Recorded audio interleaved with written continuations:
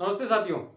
आज हमें और कक्षा 11 की हिंदी साहित्य की पाठ्य पुस्तक अंतरा और इस अंतरा का के पद्य खंड का दूसरा पाठ है, जिस पाठ का नाम है सूरदास के दो पद लिए गए हैं जहां पर, और उन पदों के विषय में पढ़ें उससे पहले सूरदास के जीवन और रचना परिचय के बारे में जानने का प्रयास करेंगे। हालांकि सूरदास के जीवन परिचय से संबंधित वीडियो कक्षा 12 और कक्षा 10 के लिए पूर्व में जारी हो चुके हैं, लेकिन सोचा कि कक्षा 11 के नाम से फिर से बना दिया जाए तो ज्यादा समुचित है। देखिएगा, सूरदास की यदि जब बात चलेगी तब तब कई चीजें और स्मरण रखने योग्य हैं, उन स्मरणीय तथ्यों के बारे में हम जानकारी लेने का यहाँ प्रयास करते हैं। सूरदास का जन्म 1478 ईस्वी में माना जाता है और इनकी मृत्यु 1583 ईस्वी में हुई मानी जाती है। 1478 ईस्वी में इनका जन्म माना जाता है और 1583 ईस्वी में इनका निधन, अर्थात 105 वर्ष की आयु इनकी मानी जाती है। अब जन्म स्थान का नाम लिया नहीं, इसके लिए इसके बारे में दो मत प्रचलित है। हमारे हिंदी साहित्य के इतिहास का लेखन करने वाले जो विद्वान लोग हैं, उन विद्वानों के द्वारा अपने अपने तर्क और अपने अपने तथ्यों के सहित दो स्थान ऐसे माने गए जहां पर सूरदास का जन्म माना जाता है। कुछ लोग तो पहले स्थान के बारे में मानते हैं और कुछ लोग ही दूसरे स्थान के बारे में अपनी सहमति जताते हैं। पहले एक लोग हैं जो मथुरा के निकट रुनकता, मथुरा के निकट रुनकता या रेणुका गांव को मानते हैं। पहली प्रकार के वो लोग हैं जो सूरदास का जन्म स्थान मथुरा के निकट रुनकता या रेणुका नामक गांव को मानते हैं, और कुछ दूसरे लोग हैं जो इनसे असहमति रखते हैं। इन लोगों से सहमत नहीं है वो लोग, वो मानते हैं कि नहीं, ये स्थान नहीं है। वो दिल्ली के निकट सीही नामक गांव को मानते हैं। कौन सा गांव है? दिल्ली के पास ही है सीही नामक गांव, इस गांव को मानते हैं। दोनों ही मतों के साथ अपनी सहमति जताने वाले लोगों के अपने अपने तर्क हैं। उनके तर्क यकीनन इकट्ठे हैं और उनके अपने तथ्य हैं, और उन्हीं तथ्यों के आधार पर उन्होंने अपने मत को समुचित ठहराया है। अब देखते हैं इनके गुरु का नाम क्या था। तो सूरदास के गुरु का नाम वल्लभाचार्य है। सूरदास के गुरु का नाम क्या है? वल्लभाचार्य, अर्थात आप इन्हें इस प्रकार से भी लिख सकते हैं, वल्लभ धन आचार्य, और ये संधि होते ही वल्लभाचार्य हो जाएगा। इनके इष्ट या आराध्य, मतलब सूरदास किस भगवान की भक्ति किया करते थे, की आराधना में, और इन्होंने अपने साहित्य का सृजन किया या साहित्य का लेखन किया था। तो ये किसके भक्त माने जाते हैं? ये कृष्ण के भक्त माने जाते हैं। किसके भक्त हैं? कृष्ण के भक्त हैं। भक्ति का स्वरूप कैसा है? हम मीराबाई वाले वीडियो की यदि बात करें तो वहां हमने जाहिर किया था कि मीराबाई की भक्ति माधुर्य भाव की और सूरदास की भक्ति सख्य भाव की। वो कृष्ण को अपना मित्र मानते हैं। तो इसके लिए पहले एक बात रखेंगे, पहले दास्य भाव।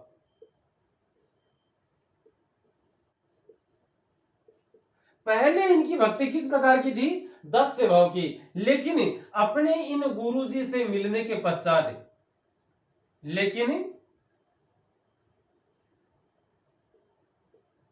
गुरुजी के निर्देशन के पश्चात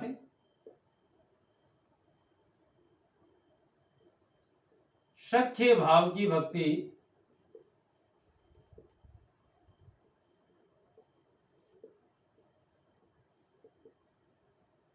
मतलब पहले ये क्या करते थे, अपने आप को तो मानते थे दास, सेवक, नौकर, और कृष्ण को मानते थे अपना स्वामी, अपना मालिक, और कृष्ण के प्रति ये अपने मन में ये रखते थे कि कृष्ण मेरे स्वामी और मैं उनका सेवक हूं, उनका दास हूं। लेकिन जब इनका साबिका या इनका संपर्क वल्लभाचार्य से हुआ तो वल्लभाचार्य ने कहा कि नहीं, आप उनसे विनती मत करो, विनय के भाव नहीं होने चाहिए, आप उनमें उनके प्रति एक मित्रवत व्यवहार रखो, एक मित्रवत व्यवहार रखो, ताकि और कृष्ण के साथ आप देखिएगा, एक तो ये होता है कि आप किसी को मालिक मान लेते हो और स्वयं नौकर के रूप में उसे अपने आप को मानते हो, तो क्या आपके संबंध उस व्यक्ति के साथ सहज हो जाएंगे? कदापि नहीं। और आप सामने वाले व्यक्ति को अपने मित्र, अपने दोस्त, अपने सखा की तरह से मानिए। आपका व्यवहार, आपकी चाल ढाल, आपका उनके साथ जो संपर्क है वो बड़ा सहज हो जाता है, किसी प्रकार का बनावटीपन, कोई औपचारिकता उसमें नहीं रह जाती। तो वल्लभाचार्य के पश्चात, के निर्देशन के पश्चात और सूरदास ने सख्य भाव की भक्ति करना शुरू किया था। तो यदि हमसे एक शब्द में पूछा जाए कि भक्ति का, सूरदास की भक्ति का स्वरूप कैसा था, तो हम कहेंगे सख्य भाव की भक्ति। अब एक सपोज और कीजिए, मान लो सूरदास की और भक्ति का भाव स्वरूप पूछा और एबेसेदम में आपके सामने 4 उत्तर आ गए, एबेसेदम में 4 उत्तर आ गए और ए में तो लिख दिया माधुर्य भाव, यहां लिख दिया सख्य भाव, यहां रख दिया दास्य भाव और यहां लिख दिया विनय भाव। बताइए आप कौन सा उत्तर करेंगे? क्योंकि यहां सूरदास के जो 2 भाव बताए, सख्य और दास्य, वो सख्य और दास्य दोनों आ रहे हैं। तो ऐसी स्थिति में हमें कौन सा करना है? हमें दास्य नहीं करना, बल्कि अपितु और सख्य भाव की भक्ति हमारा समुचित जवाब होना चाहिए, तो वो रखेंगे। उसके बाद में बात करते हैं रचनाओं की। तो सूरदास के द्वारा 3 रचनाएं लिखी गई, कौन कौन सी? एक तो इनके द्वारा लिखी गई सबसे महत्वपूर्ण रचना है सूर सागर, दूसरा है सूर सारावली, दूसरी रचना कौन सी है? सूर सारावली, और तीसरी रचना है साहित्य लहरी। तीसरी रचना का नाम क्या है? साहित्य लहरी। कुल मिलाकर 3 रचनाएं, सूर सागर, सूर सारावली और साहित्य लहरी, ये सबसे प्रसिद्ध रचना है। इस एक रचना की वजह से ही सूरदास इतने प्रसिद्ध हुए हैं। अब वो सम्राट किसके माने जाते हैं? तो सम्राट माने जाते हैं वात्सल्य रस के सम्राट, सम्राट का अर्थ बादशाह, जिसकी पकड़ हो, वात्सल्य रस के सम्राट माने जाते हैं। ठीक है। प्रधान रस इनकी रचनाओं में जो रस, जो आनंद की प्राप्ति होती है, वो आनंद किस प्रकार का है? एक तो वात्सल्य रस है, वात्सल्य व श्रृंगार रस। ये श्रृंगार लिखना सीख लेना भाई, यदि 12वीं क्लास के बच्चे देख रहे हैं तो। वात्सल्य एवं श्रृंगार रस की प्रधानता कहां है? सूरदास के काव्य में। सूरदास के साहित्य में इन 2 रसों के बारे में ज्यादा मिलता है। उसके बाद में भक्ति भाव भी है, लेकिन भक्ति की भावनाएं उतनी नहीं है जितनी वात्सल्य और श्रृंगार है। वात्सल्य की पेटे ही, वात्सल्य की बदौलत ही भक्ति की भावना शामिल हुई है। उसके बाद यदि हम बात करें तो इन्हें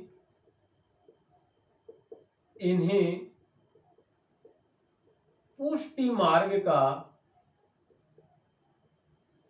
जहाज भी कहा जाता है। इन्हें किन्हें? सूरदास को। नंबर 1 बात। नंबर 2 बात,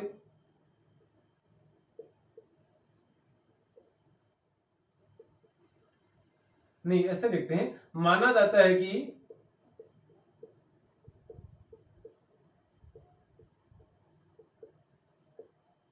आप जन्म से ही अंधे,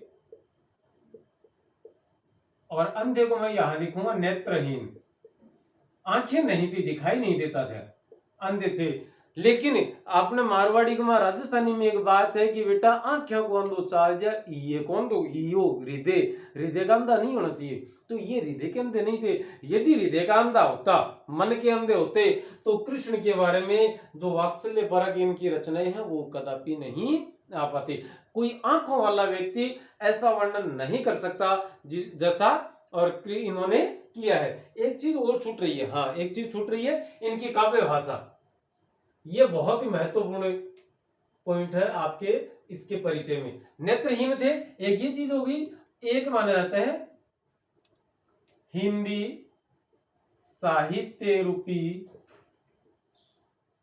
आकाश में, हिंदी साहित्य रूपी आकाश का सूर्य माना जाता है।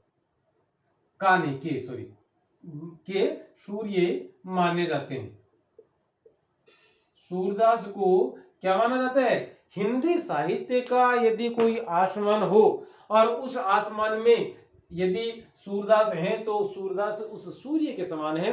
जैसा कि हमारे ब्रह्मांड में सूर्य सबसे तेज चमकते हुए हमें नजर आते, उसी प्रकार से अब एक बात ये आती है कि सूरदास के द्वारा जो काव्य रचनाएं की गई, कौन कौन सी? सूर सागर, सूर सारावली और साहित्य लहरी। इन तीनों रचनाओं की भाषा कौन सी है? तो इनकी भाषा है ब्रज भाषा।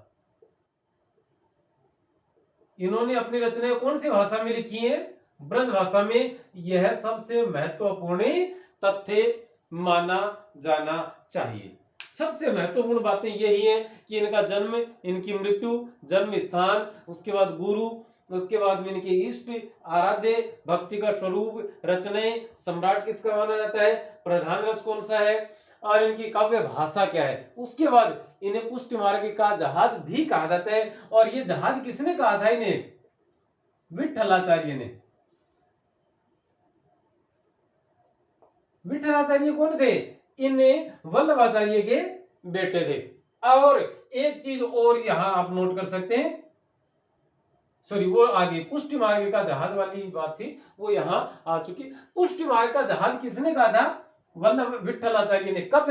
जब 1583 ईस्वी में इनका देहांत होता है, तब वो कहते हैं पुष्टि मार्ग का जहाज जा रहा है, जिसको लेना हो सो ले। अरे आप जन्म संध्या माने जाते हैं। हिंदी साहित्य रूपी आकाश के ये सूर्य माने जाते हैं कि सूर सूर तुलसी शशि उड़गन के शब्दास है, आज के कवि खद्योत सम जहत है करत प्रकाश है। तो आप इसका स्क्रीनशॉट लें, अपनी वीडियो के साथ साथ लिखें और अपने उत्तर पुस्तिका में लिखें। कल इसके पदों के विषय में हम चर्चा करेंगे। तब तक के लिए अनुमति देवें। नमस्ते, शुक्रिया, धन्यवाद, जय हिंद।